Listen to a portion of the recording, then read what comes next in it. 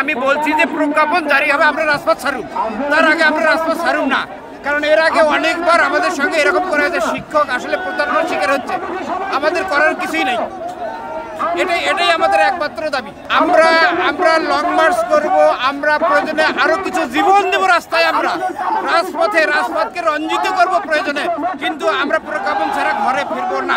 মন্ত্রণালয় সময় এসেছে, তারা কাজ করতেছে, ওই কাজটা হয়তো প্রজ্ঞাপন দিতে হয়তো প্রসেস করতে আরো 2 ঘন্টা সময় লাগবে।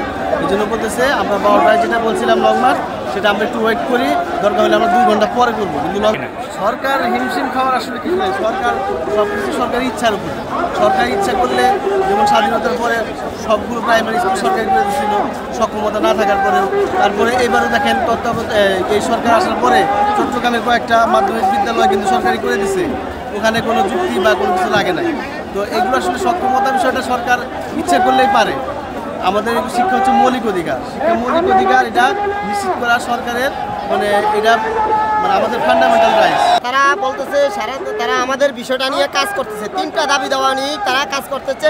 এখন প্রজ্ঞাপন তৈরি হইতে একটু লেট, আমাদের লং মার্চটা 12টায় ছিল, যেহেতু তাদের প্রজ্ঞাপন তৈরি হইতে একটু লেট আছে। এক্সট্রিম মশার কয়েল প্ল্যান্ট ফাইবার দিয়ে তৈরি, তাই সহজে ভাঙে না, সুগন্ধিযুক্ত ও নিরবিচ্ছিন্নভাবে জ্বলে। ডেঙ্গু, চিকুনগুনিয়া বাহি সহ যে কোনো মশার বিরুদ্ধে দেয় এক্সট্রিম সুরক্ষা। লং মার্চ থেকে আমরা এখনো সরে যাই নাই। আমাদের দাবি 3টা: 20% বাড়ি ভাড়া, 1500 টাকা মেডিকেল ভাতা, কর্মচারীদের 75% উৎসব ভাতা।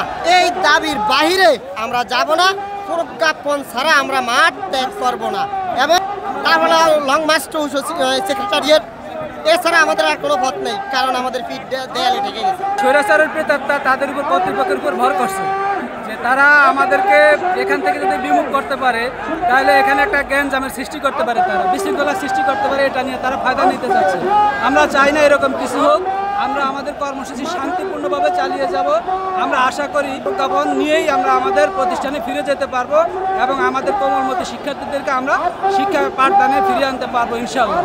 হতে পারে এত শিক্ষক, সরকার মনে করতে পারছে যে এত শিক্ষক হবে, তারা এটা নিয়ে বিচলিত হয়ে গেছে শিক্ষক দেখে। এখন আমাদের প্রজ্ঞাপন তারা দিতেই হবে, এটাই আমাদের মূল কথা, যে প্রজ্ঞাপন দিবে আশা করি এবং আমরা অপেক্ষায় আছি যে প্রজ্ঞাপন দিলে আমরা ফিরে যাবো। প্রজ্ঞাপন ছাড়া যাচ্ছি না। প্রজ্ঞাপন ছাড়া আপনারা প্রয়োজন বোধে আমরা মরে যাইবো, তারপরে প্রজ্ঞাপন ছাড়া বাড়ি যাব না।